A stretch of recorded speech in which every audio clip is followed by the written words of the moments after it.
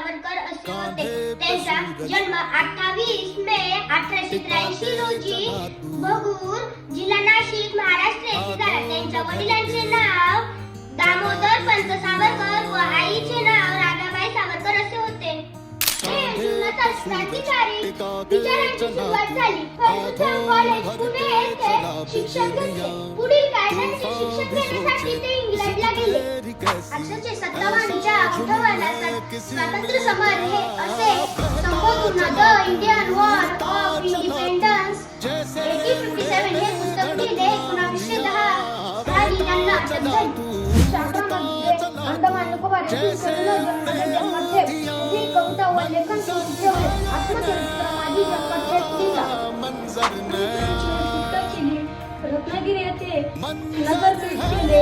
सर्वजातींना मंदिर प्रवेश यासाठी कार्य केले. सतीश चव्हाण मंदिर स्थापन केले. छत्रपती सावरकरांची राष्ट्रीय व वैचारिक भूमिका.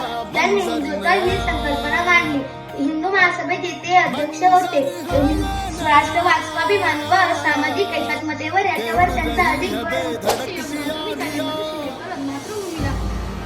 सागर प्राण, तळमळ, आत्मचरित्र, माझे जन्मठेप, इतिहास, समाज आणि राजकारण विषयी अनेक लेखन केले.